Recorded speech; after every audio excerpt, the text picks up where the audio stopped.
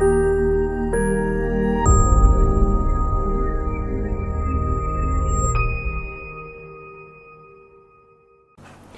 नमः दोस्तों, स्वागत है आप सभी का मेरे इस चैनल में जिसका नाम है वक्रतुंड बाय सोनाली। अगर आप चैनल पे नए हैं तो जल्दी से चैनल को सब्सक्राइब कीजिए और बेल आइकन दबाना मत भूलिए ताकि आने वाली वीडियोस की जानकारी आपको मिलती रहे। आज के इस वीडियो में हम लोग प्रत्ययों के बारे में पढ़ने वाले हैं।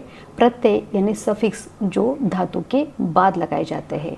तो आज के इस वीडियो में हम लोग दो प्रत्ययों के बारे में पढ़ने वाले हैं, तुबा और ल्यप प्रत्यय। वो करके के अर्थ में यानी कोई भी क्रिया करके इस अर्थ में हम लोग लगाते हैं। तो चलिए शुरू करते हैं। प्रत्यय यानी इंग्लिश में जिसको हम लोग बोलते हैं सफिक्स, तो ये धातु या शब्द के बाद जुड़कर उनके अर्थ को बदल देते हैं। तो इस तरीके से हम लोगों को प्रत्यय 9th स्टैंडर्ड के लिए कौन से आने वाले हैं वो हम लोग देख लेते हैं। आने वाले हैं त्वा, ल्यप प्रत्यय, तून प्रत्यय, उसके बाद तवतु प्रत्यय और शत्रु प्रत्यय। तो आज के इस वीडियो में हम लोग त्वा प्रत्यय और ल्यप प्रत्यय के बारे में पढ़ने वाले हैं।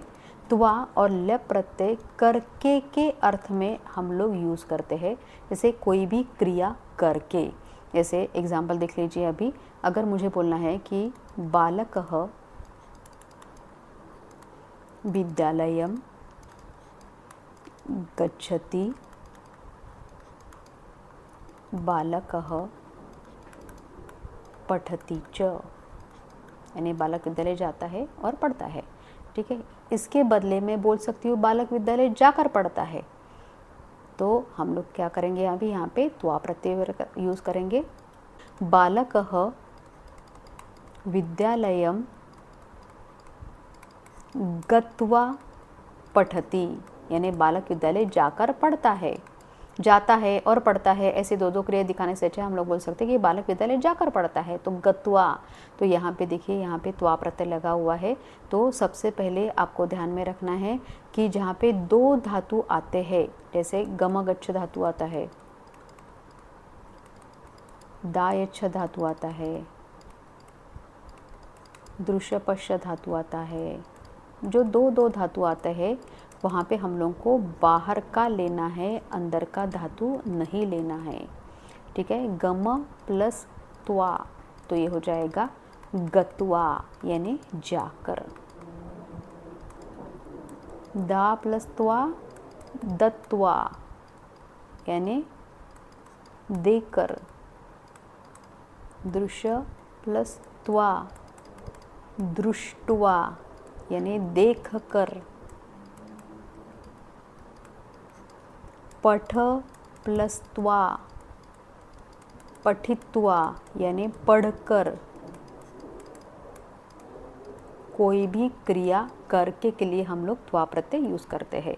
सबसे पहले आपको ये याद रखना है कि ब्रैकेट के बाहर का धातु लेना है जहाँ पे दो धातु आते हैं और कहीं कहीं ई का आगम होता है, जैसे पठ प्लस त्वा पठित्वा, लिखा प्लस त्वा लिखित्वा, चल प्लस त्वा चलित्वा, चलकर, लिखकर, पढ़कर, खाकर, पीकर, सोकर, उठकर के लिए हम लोग त्वा प्रत्यय लगाते हैं। तो आपको क्वेश्चन कैसे पूछे जाते हैं, जैसे अगर मान लीजिए कि ये पूरा सेंटेंस आपको दिया हुआ है, बालकः विद्यालयं गत्वा पठति, और यहाँ पे बोला गया है कि प्रकृति प्रत्यय विभागम संयोज्य वा कुरुत। प्रकृति मतलब मूल धातु, तो प्रकृति प्रत्यय अलग अलग करने के लिए आपको बोलते हैं प्रकृति प्लस प्रत्यय अलग अलग करके लिखो, या अलग अलग अगर दिए हैं तो साथ में लिखो। जैसे प्रकृति गम प्लस त्वा गत्वा। अगर डायरेक्ट अगर आंसर आपको दिया है गत्वा दिया है तो आपको उसको ब्रेक करना है, और अगर ब्रेक करके दिया है तो आपको उसका डायरेक्ट आंसर लिखना है। गत्वा हम लोग लिखेंगे, अगर ऐसे दिया है ब्रेक करके तो हम लोग लिखेंगे गत्वा। अगर पठित्वा लिखा है यहाँ पे तो इसका आंसर हो जाएगा पठ प्लस त्वा। तो मूल धातु जो धातु है यहाँ पे और उसके साथ कौन सा प्रत्यय लगा हुआ है उसको आपको अलग अलग करके लिखना है। चलिए इसको और अच्छे से समझ में आने के लिए हम लोग एक वर्कशीट सॉल्व करते हैं। प्रकृति प्रत्यय विभागम संयोज्य वा कुरुत, त्वा प्रत्यय की वर्कशीट है ये। तो देखिए प्रकृति मतलब मूल धातु और प्रत्यय मतलब जो उसके साथ प्रत्यय जुड़ा हुआ है वो प्रत्यय आपको अलग अलग करना है और अलग अलग दिया है तो साथ में लिखना है। पुत्रम दृष्ट्वा माता प्रसीदति, यानी पुत्र को देखकर माँ प्रसन्न होती है। तो दृष्ट्वा यहाँ पे अभी देखिए ऑलरेडी लगा हुआ है त्वा प्रत्यय, तो हम लोग इसको ब्रेक करते वक्त लिखेंगे दृश्य प्लस त्वा। अहम भोजनम खाद प्लस त्वा विद्यालय गच्छामि, यानी मैं भोजन खाकर विद्यालय जाता हूँ। तो खाद प्लस त्वा भी यहाँ पे अलग अलग दिया है और हम लोग को साथ में लिखना है, तो हम लोग लिखेंगे खादित्वा। जब भी ब्रेक करेंगे तो ये क त और बा ऐसे आना ही चाहिए, और जब भी ये दिया हुआ है, ऐसे दिया हुआ है, तो हम लोग वहाँ पे सिर्फ त्वा प्रत्यय यानी सिर्फ त्वा लगाएंगे। त्वा में ये प्रत्यय लगाते समय क का लोप हो जाता है, ठीक है। अहम ईश्वरम नत्वा कार्यम करोमि, नत्वा अभी यहाँ पे भी लगा के उन्होंने दिया है, तो हम लोग को ब्रेक करना है, तो यहाँ पे आ जाएगा नम प्लस त्वा। बालः कथां श्रुत्वा प्रसीदति, श्रुत्वा अब यहाँ पे भी लगा कर दिया है उन्होंने, इसको अलग अलग करना है, ब्रेक करना है, तो यहाँ पे आएगा श्रु धातु है, श्रु प्लस कत्वा। चित्रम दृष्ट्वा लता हसति, दृष्ट्वा यहाँ पे भी उन्होंने लगा के दिया है त्वा प्रत्यय, हम लोग को अलग अलग करना है, ब्रेक करना है, तो दृश्य प्लस त्वा। त्वम किम नीत्वा गच्छसि, नी नय धातु है, तो नी प्लस कत्वा। सा हसित्वा निर्गच्छति, हसित्वा तो यहाँ पे अलग अलग करेंगे, हस प्लस कत्वा। सा लेखम लिखित्वा पठति, लिखित्वा तो लिख धातु है और त्वा प्रत्यय जुड़ा हुआ है। पाठम स्मृत्वा सह कार्यम करोति, स्मृत्वा यहाँ पे भी लगा हुआ है, ऑलरेडी लगा के दिया हुआ है, स्मृ स्मर धातु है और साथ में त्वा जोड़ देंगे। गृह कार्यम कृत्वा, माता गृह कार्यम कृत्वा दूरदर्शनम पश्यति, मतलब गृह कार्य करके दूरदर्शन टीवी देखती है। कृत्वा यहाँ पे क्रू धातु है और त्वा प्रत्यय लगा हुआ है। रामः दुग्धम पीत्वा विद्यालयं गच्छति, पीत्वा पा पिब धातु है, तो पा प्लस कत्वा। सैनिकः देशं रक्षित्वा वीरगतिं प्राप्नोति, रक्षित्वा रक्ष धातु है और साथ में कत्वा प्रत्यय जुड़ा हुआ है। तत्र गत्वा सह किम पश्यति, गत्वा यहाँ पे भी गम गच्छ धातु है, तो गम प्लस कत्वा।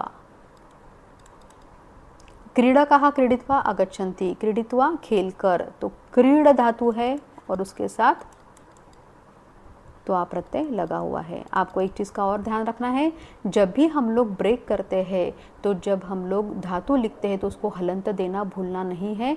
हलंत अगर नहीं देंगे तो वहाँ पे मार्क्स हमारे जा सकते हैं। छात्राः पठित्वा आगच्छन्ति, यानी छात्रा पढ़कर आते हैं, तो पठित्वा पठ प्लस कत्वा। तो देखा आपने, हम लोगों ने त्वा प्रत्यय कितने आसानी से समझ लिया, पढ़ लिया, उसके एग्जाम्पल्स भी देख लिए और साथ में हम लोगों ने वर्कशीट भी सॉल्व कर लिया है। तो अभी आगे हम लोग इसी में देखने वाले हैं लेप प्रत्यय। लेप प्रत्यय भी करके के अर्थ में हम लोग यूज़ करते हैं। लेप प्रत्यय भी हम लोग करके के अर्थ में यूज़ करते हैं, और लेप प्रत्यय में ल और प का लोप हो जाता है, सिर्फ य बचता है। तो इसका एक फॉर्मूला है, सबसे पहले आता है कंपलसरी उपसर्ग, उसके बाद आता है मूल धातु और उसके बाद जुड़ता है लेप प्रत्यय। ठीक है, जैसे अगर आ उपसर्ग लिया हम लोगों ने, गम धातु लिया, यहाँ पे भी ब्रैकेट के बाहर का धातु लेंगे अगर दो धातु है तो, और यहाँ पे लेप ल और प का लोप हो जाएगा, तो ये हो जाएगा आगम्य या तो आगत्य। बालकः गृहम आगत्य भोजनम करोति, तो आगत्य, तो आपको अगर उसको ब्रेक करना है तो हम लोग ब्रेक कैसे करेंगे, आ प्लस गम्मा प्लस लेप, ऐसे हम लोग उसको ब्रेक करेंगे। जहाँ पे आपको पहले उपसर्ग और लास्ट में यह दिख जाता है, वहाँ पे आपको समझ जाना चाहिए कि ये लेप प्रत्यय है। सबसे पहले आता है उपसर्ग, बीच में आता है धातु और लास्ट में जोड़ता है य, तो वो हो जाता है लेप प्रत्यय। तो चलिए इसको अच्छे से समझने के लिए एक वर्कशीट सॉल्व कर लेते हैं हम लोग। प्रकृति प्रत्यय विभागम संयोजवा कुरुत, नेता विहस्य अवदत, विहस्य अभी यहाँ पे पहले उपसर्ग लगा हुआ है, बीच में धातु आया हुआ है और लास्ट में य जुड़ा है, तो इसको हम लोग ब्रेक कैसे करेंगे, वि उपसर्ग हस धातु और लेप प्रत्यय जुड़ा हुआ है।